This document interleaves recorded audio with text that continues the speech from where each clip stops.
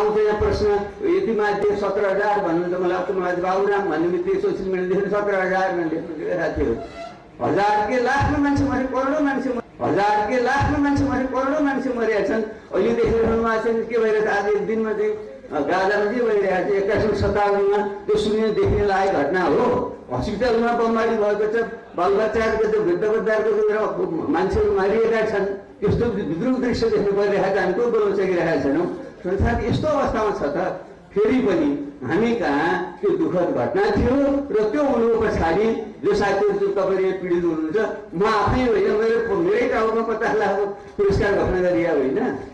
त्यो बेलाको 50 लाख त अहिले त कति करोड भयो होला भन्नुहोस् त होइन। मेरै उसमा टाउमा त थियो त तर मैले त्यसलाई कोट्याएर बस्ने। अब त्यही साथीहरूलाई मैले शेरबहादुरजीले त्यति बेला बुझाएर हिँडेको थिएँ। अहिले उहाँसँग हामी सहकारी अलि मैले प्रतिकार मिल्छ त्यसैले हामी यसमा व्यवहारी बन्यौँ। मैले भन्न के खोजिरहेको हो भने त्रिपक्षीय जुन राजनीतिक सङ्घर्ष थियो त्यसमा दुई पक्ष मिलेर एक पक्ष जो निरङ्कुशै थियो त्यसले त्यहाँबाट विदा गर्नै पर्थ्यो। त्यो विवादलाई टाउको उठाउनु खोज्थ्यो, त्यसलाई टाउको उठाउनु दिनु हुँदैन।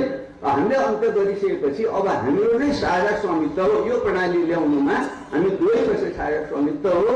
त्यसैले यसको कुरा गर्ने हामी दुवै पक्षको बराबर दायित्व हुन्छ। अब 17,000मा कहाँ हाम्रो प्रतिनिधिले मलाई त्यही बोल्नुहुन्छ म यति हजारको मैले त्यति हजार त्यसो गर्न त मिल्दैन। तर तपाईँहरूले निकालेको रिपोर्ट अनुसार पनि त बढी त त्यहाँ चाहिँ के हत्या हिजो 2 थरी सेना थिए त।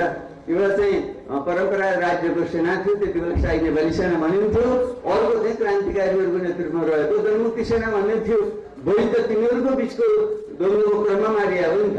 त्यसैले तपाईँको प्रतिवेदन भन्छ शाही सेनाको तर्फबाट करिब 80% र जनमुक्ति सेनाको तर्फबाट करिब 20% सायद तपाईँहरूले रिपोर्ट मैले कतै पढेको छु। त्यसले यसमा नजाउँ त्यो भागमा नगरौँ। मैले भन्दाखेरि हामी दुवै पक्षको चाहिँ बराबर दायित्व लिएर हामी अगाडि बढ्नुपर्छ भन्ने मेरो एउटा भनाइ। तपाईँ जस्तो जिम्मेवारी नलिने तपाईँले तपाईँले के उदाहरण दिनुभएको? यहाँ त थोरै मरे मान्छे, त्यहाँ धेरै मरे, यहाँ के धेरै मारिनु पर्थ्यो?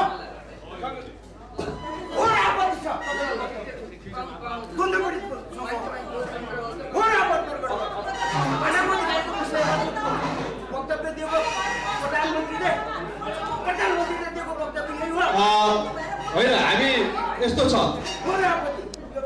हामीले आफ्ना कुराहरू क्रमिक रूपमा राखौँ र एकछिन साथीहरू मैले पनि सुनेको छु